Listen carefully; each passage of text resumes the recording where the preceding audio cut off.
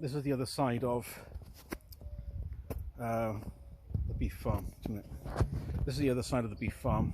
I can't hear any cattle in there, so they're probably turned into mince and top side of beef for the oven for Sunday dinners.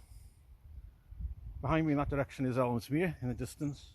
That's the Shropshire Plain, Llanymynech, that's Gillsfield, just what see the Berwyn Ridge, and Galver Hill, that's Keith Road. Down that valley there that's the Severn Valley in the bottom there. That's the Rall. So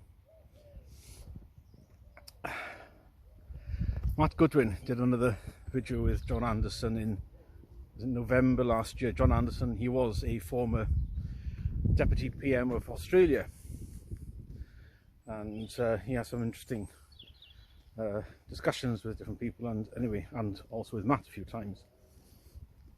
And one of the things that came out in the video from last year with Matt Goodwin is that we need an alternative. Oh, he's been talking about an alternative political movement. Yes, I'll show you do. But alternative leaders, they left out politicians to say alternative politicians or parties. Sure we do. But what Matt Goodwin was advocating was essentially an SAS troop of people on the right to do across different aspects of society and say education and immigration reforms and employment, equality legislation, the whole panoply of let's say social issues, to reform those in the way and to bring those into a debate in the way that Nigel Farage did with Brexit in the 2000s leading up to 2016.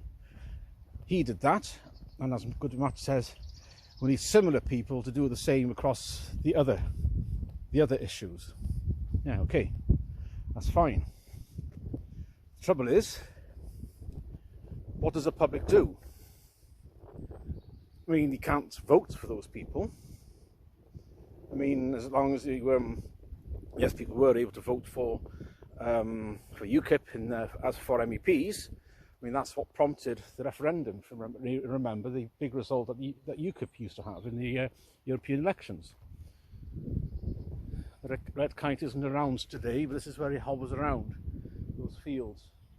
He lives somewhere down over that direction. Anyway, so you need as Matt says before, a lightning rod, street clem, a lightning rod. Nigel Farage was that up until 2019, when he stood down the Brexit Party candidates to allow the Tories a free run to get Brexit done in December 2019.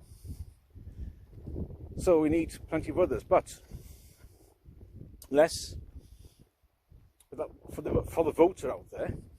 That's meaningless, because you're still left with the Uni-Party. Other than Reform, Reclaim, Andrew Bridgen has left Reclaim, hasn't he?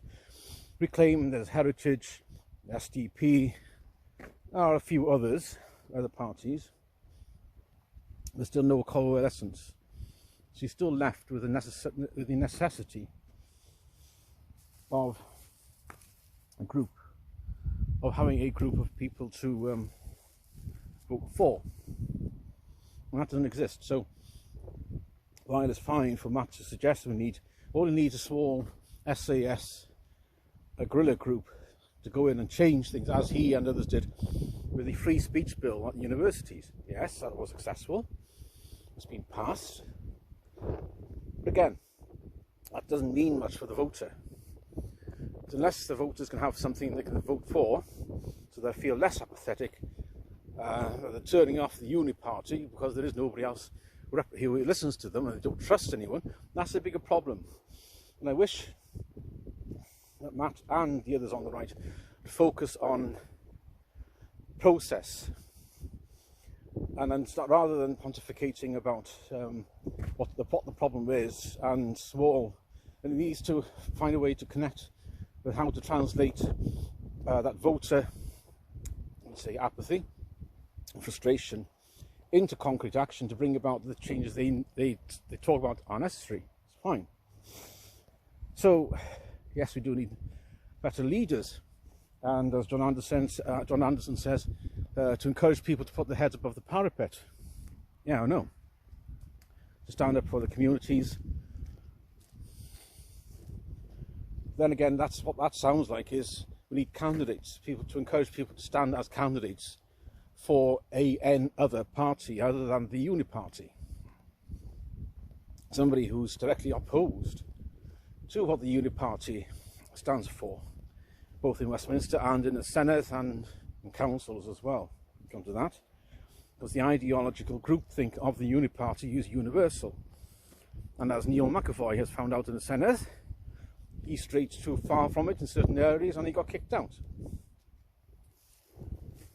by Ellen Jones, who I crossed swords with, once or twice. So yes, Anderson, we do need candidates, lots of them. People are prepared to stick their head above the parapet and feel that this is a country worth defending and saving. But those people need encouragement. They also need to know that they have the support of the others. Then again, they need the party to stand for, to be elected for, as a unified body across the country. And that's where things are rather flat, in standing against the critical social justice ideology and everything else that's dragging us down. Various other social problems. It's all very well having concrete ideas about what does need to change, but unless you get voted into power, that's all rather meaningless. Matt likes his countryside walks, I noticed, and he does some short videos on his countryside walks. Good for him. He gets out in the country and he sees this, and he's dressed in a jacket because he feels a cold probably, but it is a nice warm day. And I probably got better insulation, but I talk about insulation, I'm quite a bit trimmer now. After the new year, and since the new year, I lost a lot of fat, especially on my stomach and elsewhere. So I'm feeling I'm leaner, noticeably, and you can see that on my back as well, strangely enough, on the lower back. Yes, so it's a nice feeling to get rid of excess fat, probably from too much cheese.